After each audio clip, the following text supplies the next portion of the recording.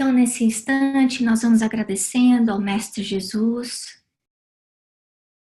mais uma vez a oportunidade de estarmos aqui todos juntos, para esse estudo de André Luiz, cumprimentando a equipe do Plano Espiritual Maior, de André Luiz, de Emmanuel, que supervisiona esses nossos estudos,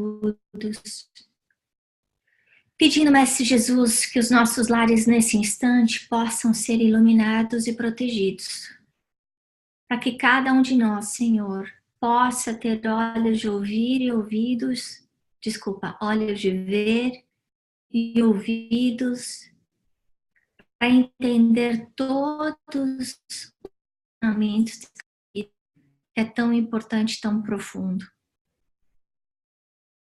Que nós possamos ser ajudados nas nossas limitações e que nós possamos, Senhor, aplicar esses ensinamentos no nosso dia a dia, colocando em prática a disciplina e a responsabilidade na qualidade dos nossos pensamentos. Graças a Deus.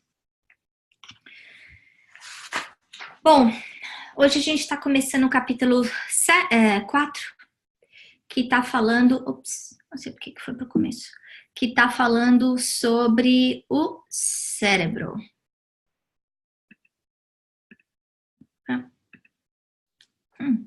Desculpa, tem alguma coisa aqui.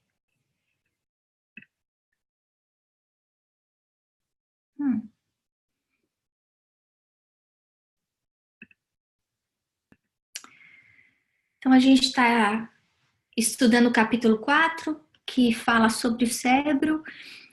Como eu comentei, esse capítulo é muito complexo, então eu sugiro que releia, porque tem muita informação importante aí que está por trás das palavras aí de André Luiz, que a gente precisa prestar atenção e pensar, não só porque isso diretamente influencia no comportamento da nossa vida, mas principalmente porque a gente vê que muito do que ele está falando, a ciência já vem comprovando. Então, mais uma vez, aquela prova irrefutável, né, de que a verdade é uma só.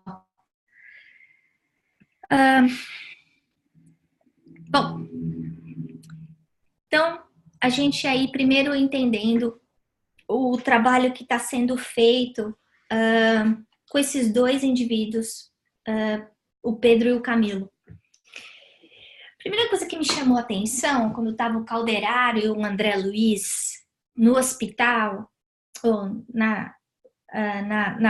junto com essa pessoa que está doente, a gente percebe que os mentores amigos, eles não têm bolinha de cristal. Não é do tipo, chegou, sabe exatamente o que aconteceu. O que nós vemos na realidade o Calderaro fazendo é passando 3 dias para entender o que se passou no passado. O porquê que existia aquele envolvimento entre a vítima e o algoz. Qual que era a história que estava por detrás, que estava entrelaçando essas duas almas, né? Outra coisa que chama atenção a gente é ele está dormindo. Então, a importância, mais uma vez, da gente saber que durante o sono nós estamos muito suscetíveis à ajuda e ao trabalho do plano espiritual maior. E daí a importância, como a gente sempre fala, da gente fazer a prece antes de dormir. Por quê? Para a gente se preparar, para que a gente possa estar aí com o coração aberto para receber a ajuda que precisa. Nesse caso, a gente vê inclusive o Calderaro dando um passe, né, no doente. E isso já estabiliza um pouco a situação. E aí ele conta um pouquinho, né, o porquê, o que está acontecendo. Bom, esse indivíduo muito apegado à matéria. E a gente sabe que esse apego à matéria é muito fácil, um erro muito fácil da gente cair, né? Então, nós temos os nossos trabalhos, a nossa vida em família, as nossas responsabilidades do dia a dia e de repente a gente esquece do lado espiritual. A gente não consegue achar 20 minutos para fazer um evangelho no lar. A outra coisa que acontece é, esse doente tinha sido um assassino, foi um assassino. E ele carregou dentro dele esse peso de culpa, de remorso durante anos. E aí a analogia que eu queria fazer para vocês é da lata de lixo que a gente tem, lixo orgânico, dentro de casa, na cozinha. Se a gente pegar um pedaço de peixe que sobrou do jantar e colocar na lata do lixo, o mesmo tomate ou banana e deixar lá por um dia, por 10 dias, por 50 anos, o que vai acontecer? Se a gente não precisa nem esperar 10 dias para o negócio já tá cheirando mal. Por quê? Porque é lixo. E o que passou aqui dentro desse indivíduo é que ele guardou esse lixo mental de remorso, de culpa, de raiva, de rancor durante anos. E esse lixo foi fermentando dentro dele, foi fazendo mal, envenenando o corpo físico e o corpo espiritual. Durante o dia, ele trabalhava muito, coisa que a gente vê acontecendo, né? Quantas pessoas com quem a gente convive, a gente não vê que trabalha demais, de manhã, de tarde, de noite, que não consegue se desligar das tarefas e que tudo que acontece do lado de fora é mais importante. E de noite tendo pesadelo. Então, durante o dia, ele fugia. De noite, encontrava com o algoz. De novo, o que será que ia acontecer se ele tivesse uma sintonia mental diferente, né? Se ao invés dessa culpa, ele tivesse o arrependimento, mas não de uma forma negativa. Então, ele trabalhasse para se ajustar com a lei. E é importante a gente pensar aqui que nenhum de nós tem uma ficha limpa aqui. A gente está nesse planeta de expiação e provas, tem um motivo. Qual o motivo? Bom, a gente já pisou na bola no passado. Seja nessa vida, seja na vida passada. Então, o ponto dessa discussão, o ponto desse capítulo não é a gente olhar para trás e pensar, puxa vida, eu abandonei a minha família, eu abandonei meu filho, eu matei, eu roubei, sei lá, não é isso. O ponto daqui, desse capítulo, não é apontar o dedo, não é julgar ninguém. É só mostrar a influência do pensamento da gente nessa ligação espiritual, nesse elo que acontece entre duas almas, sejam elas encarnadas ou desencarnadas. Bom, a gente viu esse é o presente, é o retrato do presente. Agora a gente voltando no passado, né? Duas coisas me chamaram a atenção. Primeiro, a gente sabe que a justiça dos homens é falível e é temporal. Então, a justiça aqui é diferente do Brasil, que é diferente da China, da Rússia. Por quê? Porque ela não é perfeita. E nós sabemos que o que os homens conseguem enxergar é muito limitado em relação à realidade. Que hoje, infelizmente, por causa da nossa limitação moral, existe uma proteção a certos indivíduos, dependendo do estado socioeconômico ou da cultura. Então, a lei dos homens não resolve. Ao mesmo tempo, a gente vê a justiça divina. Essa pessoa não foi culpada pela lei dos homens, mas a gente vê que pela lei divina ele continua em débito. A lei divina, lei que rege o universo inteiro, causa e efeito, que todos nós estamos sujeitos.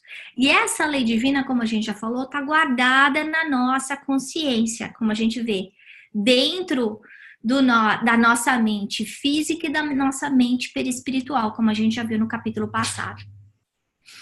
Outra coisa interessante que me chamou a atenção foi porque a esposa dele era uma pessoa boa e tinha merecimento, ele foi protegido durante anos. Olha só que coisa legal. Pensar que a esposa não sabia o que ele tinha feito. Ela não sabia que estava protegendo ele. Mas o simples fato dela ser uma pessoa do bem e ter méritos no plano espiritual, ela já conseguia ajudá-lo. Então, pensando na gente, no nosso lar, né? A gente não sabe o que aqueles que conviveram conosco ou convivem conosco já fizeram por causa da máscara da sociedade, né? Ou muitas vezes eles não sabem o que nós fizemos também. Mas a gente pode ter certeza que da mesma forma que essa lei divina, né, a lei de ação e reação, funciona para as coisas erradas, ela funciona para as coisas certas. E todo o bem que a gente faz vai voltar para a gente e vai servir como uma redoma protetora para todas as pessoas que convivem conosco. Olha só que coisa interessante. Então, quer dizer, se eu tiver tendo a força de vontade, o trabalho na caridade, o amor no coração, a minha conduta moral é capaz de proteger o meu marido, os meus filhos, o meu cachorro, a minha mãe, o meu pai. Olha só a nossa responsabilidade como espíritas, né? Nós que já sabemos um pouquinho. A gente pode estar fazendo caridade dentro do lar, mesmo sem a gente saber, né? Bom, a gente vê que por causa da qualidade mental que ele escolheu, ele causou um desequilíbrio na organização perispiritual dele. Então, a coisa que a gente pode pensar, mas como assim no órgão perispiritual? E desde quando o perispírito tem órgão? Tem, a gente está vendo isso desde o capítulo passado, né? Que é um mata-borrão do nosso corpo. O que acontece é uma sequência. A mente altera o corpo perispiritual. O corpo espiritual funciona como um molde para o corpo carnal. Altera o nosso corpo físico. Então, essa mente desequilibrada, ela consegue não só alterar a nossa molécula física do corpo, como a nossa molécula perispiritual.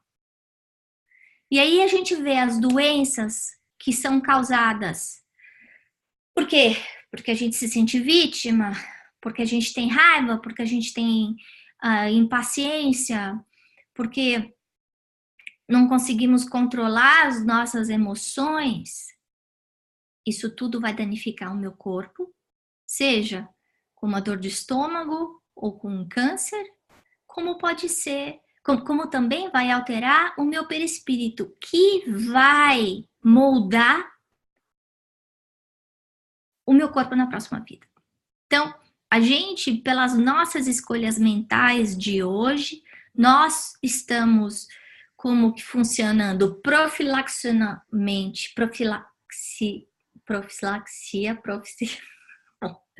ou a gente está fazendo a coisa certa para poupar para o futuro, ou nós estamos construindo um corpo em que nós vamos sofrer no futuro, né?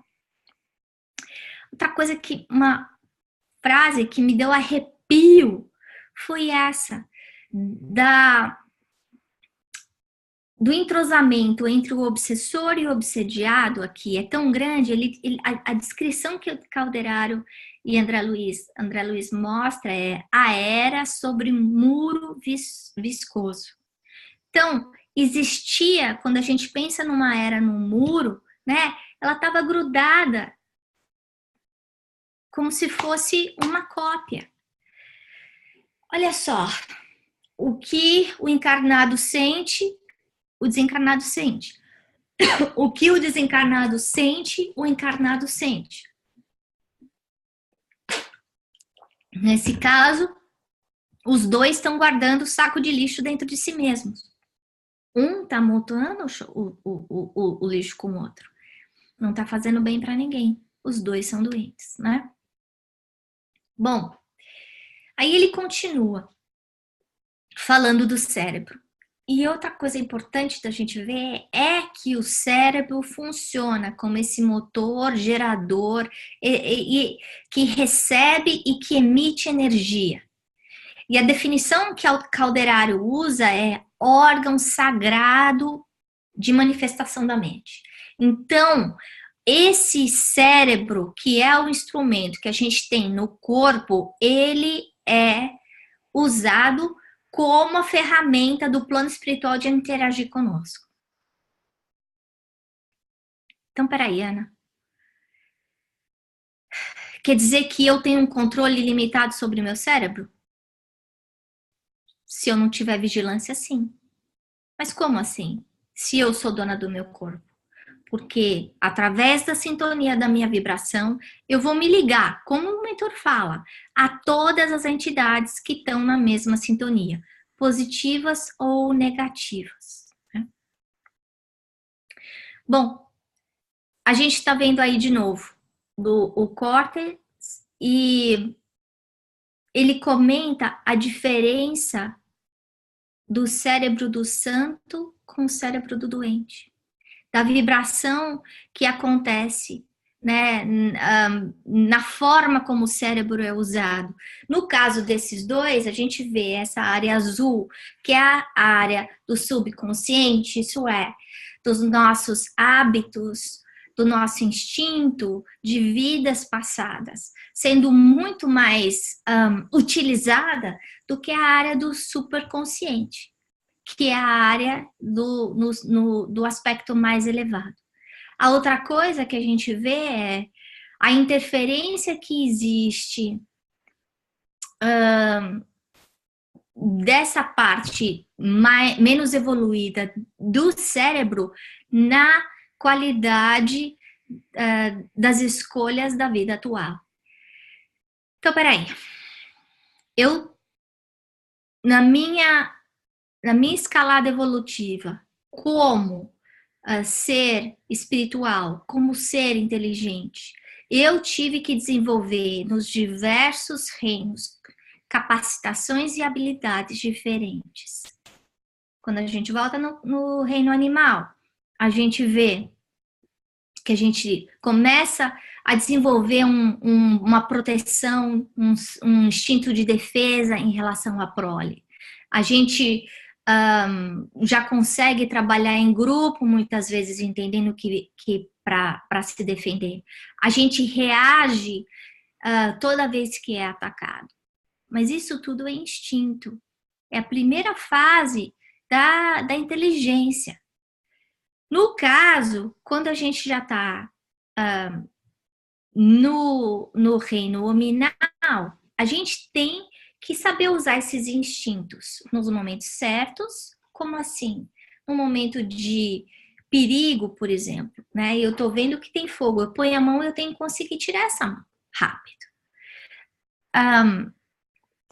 Mas eu preciso colocar a minha inteligência, o meu raciocínio, e em vez de reagir às impressões que o mundo está passando em mim, eu agir usando o conhecimento que eu tenho atual, né? Que não era isso que estava acontecendo. Bom, a outra coisa que a gente percebe é ele comparando, né, o perispírito com a mente e com o cérebro. Ele descreve o perispírito como essa matéria muito maleável. Então, a gente vai poder alterar a qualidade, a vibração, a forma, a cor, o cheiro do nosso perispírito o tempo inteiro. E isso daí a gente vai definindo pela bagagem através das escolhas que nós fizemos. Agora, da mesma forma que cada um de nós tem uma impressão digital, o perispírito de cada um tem um formato e uma vibração diferente. Ele é individualizado. Por quê? Porque ele traz toda essa memória de tudo que a gente fez. Mas então por que a gente não lembra? E o Calderaro comenta isso. Precisaria da gente ter uma evolução muito maior do que a gente tem para conseguir entender tudo o que aconteceu, né? Então, esse esquecimento é uma bênção no aspecto de muitas vezes a gente não ia conseguir lidar com os erros que nós cometemos no passado, né? Quando a gente vai pensar na mente, a mente comandando o cérebro, a gente já viu no outro capítulo que existe a mente no corpo e a mente no perispírito. Tudo começa através da mente. Através da minha mente, eu vou conseguir controlar os órgãos, controlar a saúde das minhas células, controlar a minha vontade, a mudança dos meus hábitos. Agora, para isso, é necessário colocar uma força, uma ação muito grande. Por quê? Porque a gente está o tempo inteiro sendo bombardeado por vibrações positivas e negativas. A gente vê, por exemplo, alguns dos acontecimentos que aconteceram na semana passada. Quando a gente acaba se prendendo a um Facebook ou um Twitter, a gente lê tanta coisa ruim que mesmo não estando naquela situação em que nós podemos ter uma influência direta, a gente se envenena. Então é importante a gente prestar atenção em qual é o tipo do conteúdo que a gente passa. E a gente passa no Facebook, que a gente passa no WhatsApp das pessoas com quem a gente convive, na conversa que a gente tem na hora do almoço com os amigos, porque essa sintonia mental vai estar me impregnando. E se essa sintonia mental é negativa, como a gente viu a semana passada sendo uma semana muito difícil no Brasil e aqui nos Estados Unidos, a gente vai se sentir mal, né? A gente vai ficar desconfortável. E então, ter essa consciência de se não é bom, se não adianta eu falar disso, então vamos mudar de assunto, vamos falar de alguma coisa positiva. Outra coisa, essa terceira parte que a gente queria comentar é em relação ao cérebro, em que Calderaro fala de uma química espiritual. Olha só, e a gente sabe que as células nervosas são células diferentes do resto do corpo. Tanto é que nós danificamos as células nervosas e muito poucas conseguem se reproduzir de novo, se refazer, né? Então, a gente percebe que é uma forma, é o canal que a gente vai estar sintonizando com o plano espiritual. Ele fala aqui, então, nesse cérebro, o cérebro como o quê? Como um instrumento. Ele tá servindo como um hard drive para todas aquelas informações que a gente carregou durante todas as nossas reencarnações. E isso tudo está guardado aonde? No nosso subconsciente, né? Esses talentos, e até a gente vê isso no desenvolvimento de bebês, né? Quem já viu dentro aqueles filminhos que aparecem, dos bebezinhos em formação, a gente vê que é essa parte de trás da coluna, do cérebro, dependendo da fase de crescimento do bebê, no momento de gestação, ninguém sabe o que é, se é de gente ou se é de algum bichinho, né? Então, a gente perceber que a gente passa por essas fases todas até a gente chegar à nossa forma atual, né? E essas células, elas têm memória. Uma coisa interessante que eu aprendi, que eu nunca tinha pensado dessa forma, a gente está falando aí de uma memória no aspecto moral, mas a gente sabe, isso eu aprendi com o meu médico, que as células, elas têm memória também no aspecto de alimentação. Por isso que é tão difícil a gente emagrecer, ou a gente mudar um hábito de comida, né? Então, a célula, ela volta para aquela informação que ela conhecia muitas vezes, até a gente conseguir limpar todo o nosso organismo, que demora cerca de 9 a 12 meses, né? Que é quando o corpo inteiro se renova. Então, isso quer dizer o quê? Que se eu fumo, se eu bebo, se eu como açúcar, e eu resolvo parar, essa química no meu organismo vai continuar até pelo menos 9 meses e 1 ano. E então, se o alimento é informação que vai para a minha célula, a gente está vendo agora que o pensamento também é informação que vai ser impregnado na minha célula. Com a diferença que, dependendo da qualidade, né, todos nós aí carregando essa bagagem de pedra que a gente tem, a informação que a gente botou nas nossas células não foi a de melhor qualidade possível, né? Então, é isso que a gente traz dentro do nosso perispírito, dentro do nosso corpo. Eu queria comentar com vocês sobre dois livros essa noite. Esse que chama The Power of Habit. Eu li algumas semanas atrás e ele trabalha de uma forma muito clara como a gente pode mudar os nossos hábitos, falando da dificuldade que é mudar um hábito e qual seria a melhor estratégia. E a gente vê essa estratégia muitas vezes sendo usada por psicólogos, que é da gente replace aquele hábito com uma coisa positiva.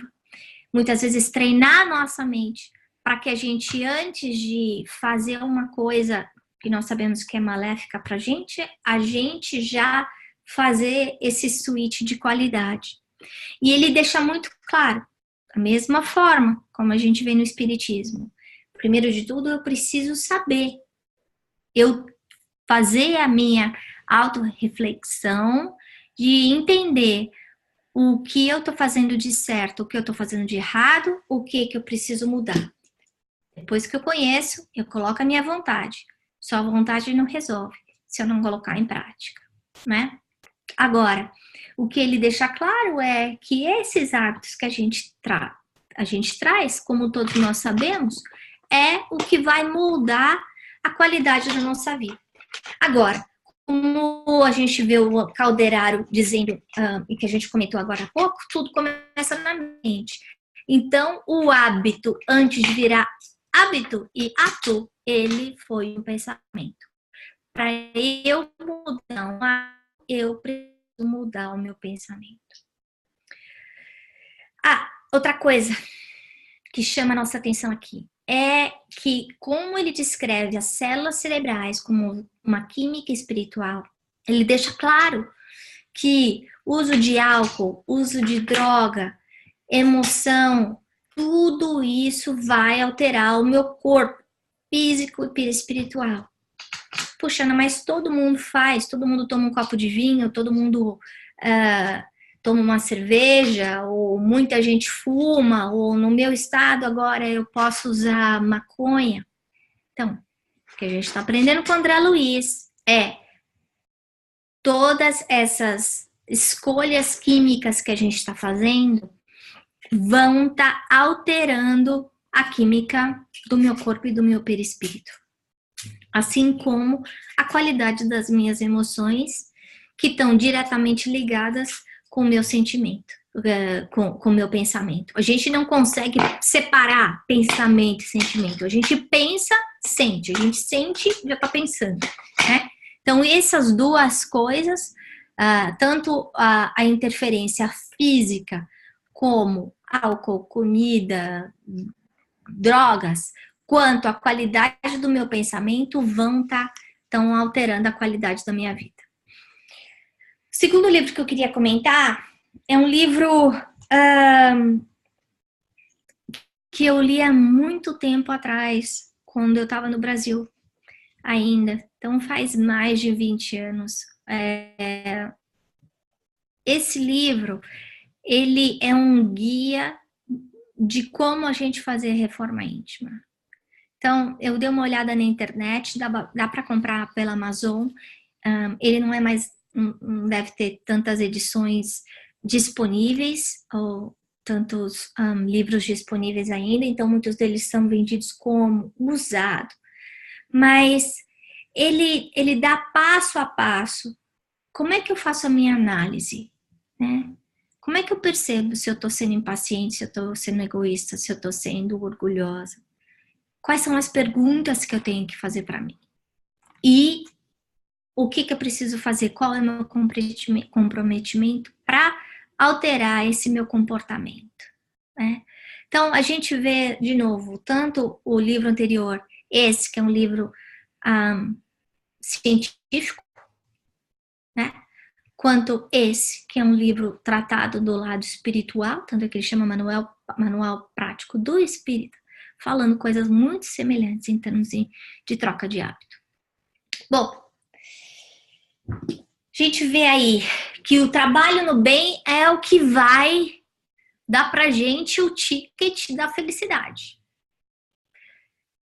Mas e aí? A gente não faz só coisa boa. E aí, como é que fica? A gente vai estar semeando o tempo inteiro.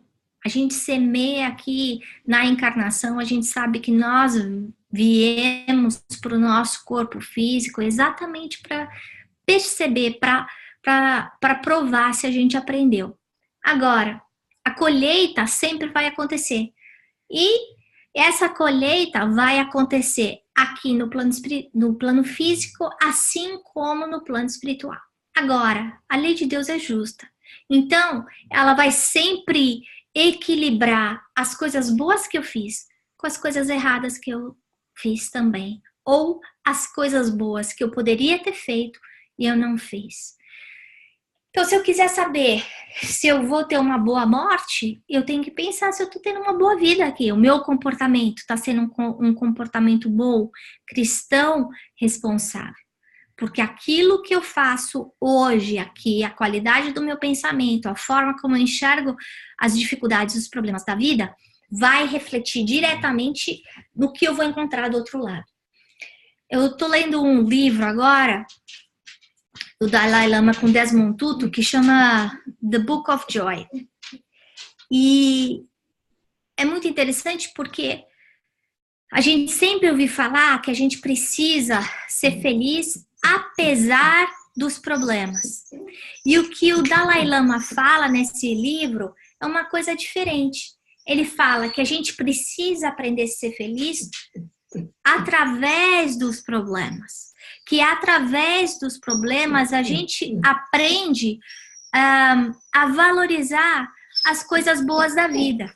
Que quando a gente só tem coisas boas, só tem alegria, a gente não consegue valorizar os momentos bons que passam ao nosso redor. Então, infelizmente, no nosso grau evolutivo, a gente vê que é necessário sofrimento, que infelizmente, sem essa sombra, a gente muitas vezes não encontra luz. Bom, a outra coisa é falando da lei divina, né? Dessa evolução. Essa evolução vai acontecer tanto aqui quanto no plano espiritual. Ah, mas então quer dizer o quê? Que quando eu chegar lá, eu consigo evoluir? Consigo. Eu consigo estudar, eu consigo trabalhar, como o André Luiz está fazendo. Agora, é aqui na Terra, no plano material, que eu vou perceber se eu aprendi tudo aquilo que eu tinha me disposto, né? E a gente vê que esse crescimento que a gente passa é uma coisa tão infinita que Calderaro, que é um mentor, um espírito muito mais evoluído do que a gente, ele não tem poder moral de fazer uma doutrinação no encarnado e no desencarnado. Para isso, ele precisa de ajuda, que é da irmã Cipriana. Alguém que tem uma capacidade de amar muito maior do que a dele. E a gente vê ele fazendo uma comparação interessante, que é que o conhecimento, ele, nesse momento de ajuda, é infinitamente menos importante do que o amor que ela tem. Então, a gente não sabe o conhecimento que ela tem, se ela era também médica, que tipo de trabalho que ela fez. O que a gente sabe é um ser evoluído, e que tem uma capacidade de amor e caridade em relação aos outros. E aí, o que ela faz? Ela dá um passe, ela envolve, primeiro numa prece, os dois indivíduos, aí chamando atenção pra gente, a importância da prece. Todos os livros de André Luiz começam com prece. Toda hora que vai começar um trabalho, começa com prece. E ela envolve o campo mental, o cérebro dos dois com amor. E imediatamente a qualidade do pensamento, a qualidade do sentimento que eles estão se envolvidas muda. E não só muda, mas eles conseguem enxergar as entidades que estão lá. Bom, tiveram duas frases que mexeram muito comigo, e então, para a gente encerrar, uma é essa que fala de evolução, que para a gente evoluir, que é indispensável a gente se equilibrar. Então, é para a gente usar esses conhecimentos que a gente teve no passado, então, semelhante ao que o Dalai Lama falou no livro, lá no Book of Joy, para orientar o presente, para ajudar a gente a sintonizar com as forças superiores. Então, não é para eu ficar preso nos erros de passado, e sim aprender com eles. Porque é só mudando de sintonia que eu vou ter essa receptividade de ser ajudado de acordo com as minhas necessidades. A segunda frase que mexeu muito comigo é essa que fala do alimento, né? Hoje eu estava na escola dos meus filhos e eles vão para uma escola católica. E para a gente é importante porque o ponto é ensinar religiosidade no coração das crianças e os conceitos morais, né? Então, que existe mais na vida do que o pão que a gente come na hora do almoço, né? E o padre que estava fazendo a preleção hoje, ele estava explicando para as crianças o Pai Nosso. Então, cada uma das 7 partes do Pai Nosso. Então, a primeira começando a honrar o Pai, né? E pedindo depois o alimento. E quando ele fala, né? Dai-nos o pão de cada dia. Ele lembrou as crianças, que é uma lição que a gente precisa saber também. Que a gente não está pedindo só o pão material. Não é só o pão que mata a fome, a água que mata a sede. A gente está pedindo esse pão de conhecimento, de luz, de compreensão. E aí o que a gente está percebendo é Calderaro falando que esse amor que a gente constrói dentro do nosso coração vai ser tão importante quanto um alimento material que a gente conhece hoje. Então vai chegar uma hora que nós, como espíritos muito mais evoluídos do que somos, não vamos mais precisar desse alimento material, mas vamos precisar de amor, fraternidade e compreensão. Então, para encerrar o estudo de hoje, eu acabei me alongando um pouco, porque o capítulo realmente tem muita informação. Mas eu queria 3 pontos para a gente analisar. A primeira é, como é que os meus sentimentos estão influenciando e alterando a minha saúde física?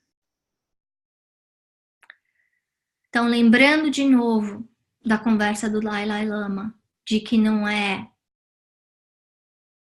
apesar do que eu estou passando, eu ser feliz, e sim eu utilizar as ferramentas que a vida está me dando para ser feliz.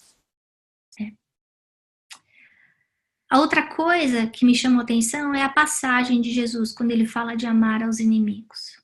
Então, a gente está vendo aí uma história muito triste, uma perda de encarnação, um atraso aí para esse ser que já voltou para o plano espiritual. Como é que será que teria sido o final dessa história se esse espírito desencarnado que foi assassinado tivesse perdoado? Como é que seria se esse homem, em vez de sentir culpa, tivesse trabalhado pela família ou pelas outras pessoas, então desapegado mais da matéria e se apegado mais aos valores morais? Será que eles estariam melhores ou piores? E a terceira parte é esse parágrafo do Pai Nosso, dai-nos hoje o pão de cada dia, né? Então, a gente pensar, na hora que nós estamos fazendo a nossa prece, seja a prece aí que Jesus nos ensinou, ou qualquer outra prece, o que a gente está pedindo? Qual é o alimento que a gente está pedindo para a nossa vida, para a nossa felicidade? Se é essa felicidade temporal, imediata, ou se é essa felicidade que é independente das coisas que acontecem ao nosso redor, né? Então, é isso que eu tinha para falar para vocês. Alguém quer fazer algum comentário antes da gente encerrar? Eu quero agradecer que você deu esse livro de manual prático do espírita, porque outro dia, no meu curso de mediunidade, eu perguntei para o nosso presidente, falei, mas não tem um livro? A gente fala tanto de reforma íntima, mas caramba, mas tem um livro que nos dá. E ele falou assim, não, porque cada pessoa, até entendi a perspectiva dele, cada pessoa tem uma jornada, então não daria para falar, você faz isso, faz aquilo, mas todo mundo já passou, ou tem, se você não está trabalhando no egoísmo, você está trabalhando no orgulho, se você está trabalhando no orgulho, você está trabalhando na paciência, ou todos juntos ao mesmo tempo, todo mundo tem um pouco. Então, eu já comprei o último livro que tinha no Amazon, quando você falou. Você estava falando, eu já fui no Amazon, já comprei. Me desculpem, meninas, já comprei o último. Então, amei, vou dividir esse trabalho. E você sabe que eu estava pensando, Gláucia, esse livro é tão importante que a hora que eu estava lendo, eu estava estudando esse capítulo, eu fiquei pensando se não é uma coisa para a gente fazer um estudo virtual também, né? Seria ótimo. Eu dei um Google e dá para fazer. Eu vi que tem disponibilidade de baixar o PDF. Eu não tentei, eu só procurei, porque eu pensei, não adianta eu falar do livro e ninguém conseguir comprar. Uhum. Mas quem tiver interessado, dá uma olhadinha, porque eu acho que era um trabalho que ia ajudar todas nós, né? Porque cada uma de nós tem o calo no pé, num lugar diferente, que precisa melhorar, né? Lógico. Os calos. Vários calos. Mais algum comentário? Ana. Oi. Oi. Assim, eu queria comentar porque você colocou muito bem no final aí, nossa, da questão do que poderia ser diferente, se na questão do outro que poderia ter perdoado e no outro que, em vez de se sentir culpado, ele cometeu aquele crime, ter trabalhado por bem. Isso, assim, transforma, né, a questão de eles poderem ter transformado totalmente aquele ter transformado aquela encarnação dele, já trabalhando para se reajustar, e o outro poderia já estar encarnado e seguido. Então, é algo assim que, é claro, isso aí foram até para gente nas coisas pequenas, assim, que a gente às vezes comete, faz de erro na nossa encarnação, para não ficar pensando e se sentindo culpado, mas imediatamente, tá, errei. Agora, o que eu vou fazer para reajustar e vou fazer para melhorar, sabe? É assim, muito importante, a gente está sempre com isso em mente. E às vezes até, né, como aí nesse caso que é dentro da própria família, né, o interessante é que a gente vê que nem Calderaro, nem André Luiz julgam, né, o algoz. Ninguém tá falando, não, porque ele recebeu isso, ele recebeu aquilo, ele fez isso. A gente não sabe qual que é o que veio antes, né? Nessa história aí tão enrolada. Mas como você falou, todos nós temos algum problema na família, seja eu não gosto da minha mãe, eu não gosto do meu marido, eu não gosto da minha sogra, ou da minha esposa, ou do meu filho. Então, se a gente conseguir transformar esse sentimento que a gente tem, nós vamos facilitar a vida do outro lado.